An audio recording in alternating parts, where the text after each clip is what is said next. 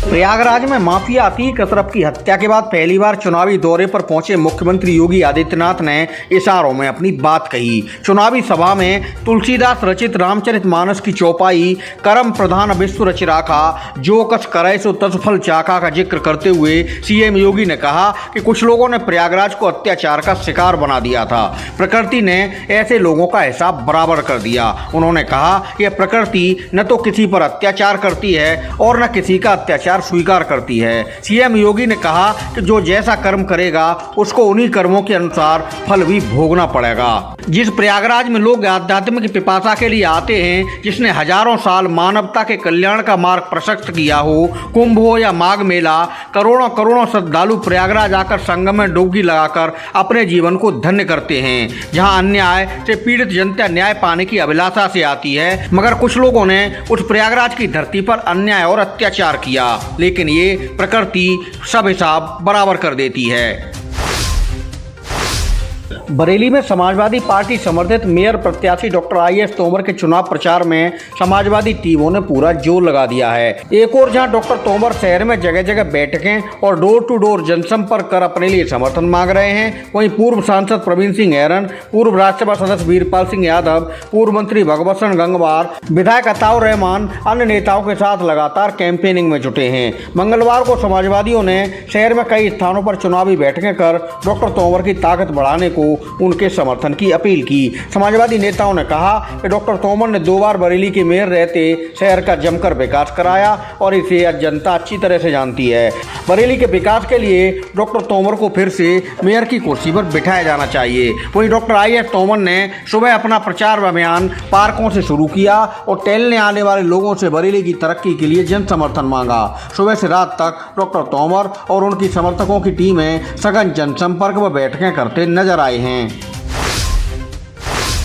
भाजपा के प्रदेश महामंत्री संगठन धर्मपाल सिंह ने बरेली पहुंचकर मेयर उम्मीदवार डॉक्टर उमेश गौतम की ताकत बढ़ाने को कार्यकर्ताओं के साथ मैराथन बैठक की। भाजपा महामंत्री ने पूर्व केंद्रीय मंत्री एवं सांसद संतोष गंगवार एवं मेयर उम्मीदवार डॉक्टर गौतम के साथ पार्टी पदाधिकारी, विधायक व कार्यकर्ताओं को प्रचार के साथ बूथ व मंडल स्तर पर मतदाताओं से सीधा संवाद बनाकर मतदान को प्रेरित करने की अपील की। मतदान की तारीख जैसे जैसे करीब आ रही है, भाजपाई रणनीतिकार प्रचार और जनसंपर्क में पूरी ताकत लगा रहे हैं। पार्टी उम्मीदवार डॉक्टर गौतम के साथ प्रचार में मंत्री डॉक्टर अरुण कुमार, सांसद संतोष गंगवार, पार्टी पदाधिकारी व जनप्रतिनिधियों के साथ दिन रात जुटे हुए हैं। मंगलवार को भाजपाई टीमों ने डॉक्टर गौतम के साथ महानगर में अपना तूफानी प्रचार जारी रखा। मौसम की बाधा के बाद भी जनसंपर्क सुबह से रात तक जारी रहा। सुप्रीम कोर्ट में समलैंगिक विवाह कानून को लेकर सुनवाई चल रही है और समाज में समलैंगिक रिश्तों का विरोध बढ़ रहा है। मंगलवार को बरेली में हिंदू समाज के तमाम संगठनों ने समलैंगिकता के विरोध में जोरदार तरीके से आवाज उठाई। विभिन्न संगठनों के प्रतिनिधि एकजुट होकर कलेक्ट्रेट पहुंचे और DM के जरिए राष्ट्रपति को ज्ञापन भिजवाकर समलैंगिक विवाह कानून नहीं लागू करने की मांग उठाई। हिंदू समाज के संगठनों ने कहा है कि समलैंगिक विवाह ईश्वरीय विधान के खिलाफ है, यह अप्राकृतिक, असंवैधानिक और गैर कानूनी है। समलैंगिक विवाह कानून को भारत में मान्यता देने से रोका जाना चाहिए। राष्ट्रपति को ज्ञापन भेजने वाले संगठनों में प्रमुख रूप से विश्व जागृति मिशन, प्रांतीय उद्योग व्यापार मंडल, करुणा सेवा समिति, पंजाबी संगठन, पर्वती समाज, सेंट्रल गुरु पर्व समिति, अग्रवाल सेवा समिति, अखिल भारतीय ब्राह्मण महासभा, अंतर्राष्ट्रीय वैश्य महासभा, त्यागी भूमिहार समाज, डॉक्टर अंबेडकर जन्मोत्सव समिति, वाल्मीकि आश्रम समिति, क्षत्रिय महासभा और कुर्मी क्षत्रिय महासभा शामिल हैं। खलिहान की जमीन को लेकर बरेली में होटल रेडिसन प्रबंधन और स्थानीय नागरिकों में रार तकरार बढ़ती जा रही है। मंगलवार को बड़ी संख्या में गांव वालों ने रेडिसन होटल के MD मेहताब सिद्दीकी के खिलाफ सड़कों पर उतरकर जबरदस्त प्रदर्शन किया। सैकड़ों की संख्या में कलेक्ट्रेट पहुंचे महिला और पुरुषों ने होटल प्रबंधन के खिलाफ घंटों नारेबाजी की और सड़कों पर बैठकर धरना दिया। बरेली में होटल रेडिसन मुड़िया अहमदनगर गाँव में स्थित है। गाँव वालों का आरोप है होटल के MD मेहताब सिद्दीकी खलिहान की उस जमीन को हथियाने की साजिश कर रहे हैं जिसमें मंदिर भी भी बना है और दसवां स्थल के साथ वहां से निकलने का रास्ता भी है। कुछ दिन पहले इस मामले में हिंदू संगठनों ने एसडीएम से शिकायत कर नापतोल बंद कराने की मांग की थी। इसका पता होते ही होटल रेडिसन के एमडी मेहताब सिद्दीकी गांव पहुंच गए तो गांव वालों ने उनको जमकर खरी खोटी सुनाई थी। उसके बाद भी होटल प्रबंधन ने जमीन को लेकर अपना रुख नहीं बदला है। तो आज हिंदू जागरण मंच के नेताओं के साथ बड़ी संख्या में गांव वाले कलेक्ट्रेट पहुंचे और जमकर विरोध प्रदर्शन किया। बरेली पुलिस ने निकाय चुनाव के दौरान सर्राफा व्यापारी की कार से 61 लाख का कैश बरामद किया है।